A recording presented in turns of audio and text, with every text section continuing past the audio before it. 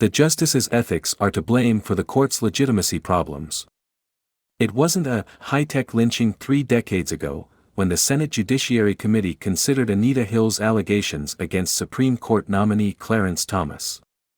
And it is not a high-tech lynching for the committee to debate the ethics of now Justice Thomas' behavior and consider what steps are needed to address the broader issue. But that was where the committee found itself on Tuesday. Senator Ted Cruz, Republican Texas, called the Thomas conversation a shameful reprise of 1991's high-tech lynching and decried what he called a political campaign designed to smear the justice. Senator John Cornyn, Republican Texas, actually went to the tape, as though Thomas' volcanic testimony in 1991 was somehow relevant to the ethics issue now. Former federal judge Michael Luttig submitted written testimony for Tuesday's hearing, and the conservative jurist got to the heart of the matter.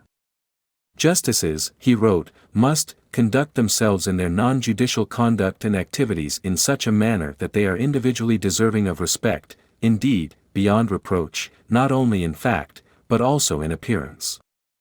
This, at all times and places, in both public and in private. Can that seriously be said of Thomas and his acceptance of lavish travel, gifts and other benefits from Republican megadonor Harlan Crow, year after year after year? The yacht. The private jet. The purchase of his mother's home. All unreported. Yes, the law carves out an exception from the reporting rules for lodging, meals and entertainment provided as part of personal hospitality. But while justices must follow rules, they also need to exercise judgment, to behave in a way that is, as Luttig said, beyond reproach. And here is where the jaw-dropping extent of the largesse, from a single source, from an ideological and political actor, from a man Thomas did not know before he became a justice, becomes so questionable. Consider how Crow and his wife became, as Thomas said in a statement, among our dearest friends. They met on Crow's private jet. As he told the Dallas Morning News, Crow was meeting with the conservative National Center for Policy Analysis. When officials mentioned that Thomas was speaking to the group in Dallas, Crow offered the justice a lift, since he and the jet were headed home. Other rides would follow. This is no ordinary friendship. Republicans predictably pointed to similar, or similarly questionable, conduct by Democratic-appointed justices. Senator Lindsey Graham, SC, cited several incidents involving Ruth Bader Ginsburg, including the time the late justice donated to the National Organization for Women a signed copy of her majority opinion in the landmark case requiring Virginia Military Institute to admit women, which then auctioned it off at a fundraiser, as well as her receipt of an award from the Women's National Democratic Club. All hell would break loose in this town if a conservative justice behaved that way, Graham said, and he's got a point, including about the media. When a liberal justice does something, the reaction in the American media is completely different. Ginsburg, in particular, was treated too gingerly for too long, as she rose from mere justice to cultural icon. And for that matter, the current competition for ethics scoops risks drowning the truly problematic behavior in a sea of minor lapses, if that. A summer teaching engagement doesn't an ethics scandal make. But the Republican whataboutism doesn't prove what Republicans think it does.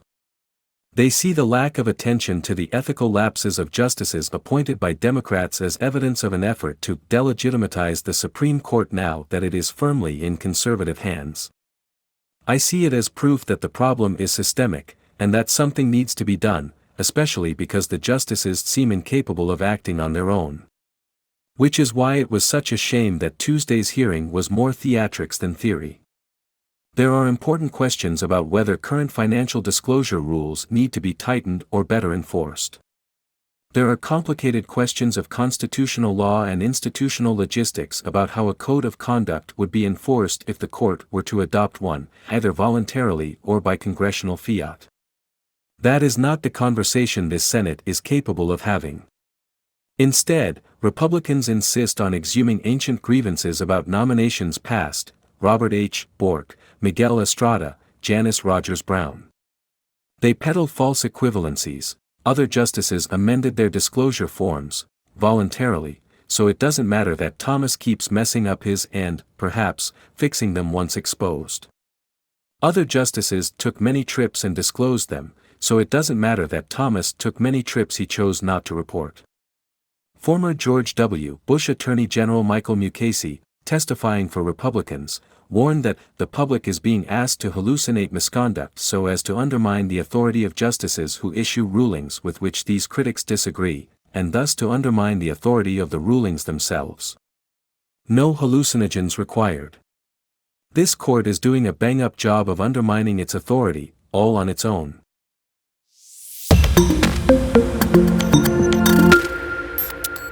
The justices' ethics are to blame for the court's legitimacy problems.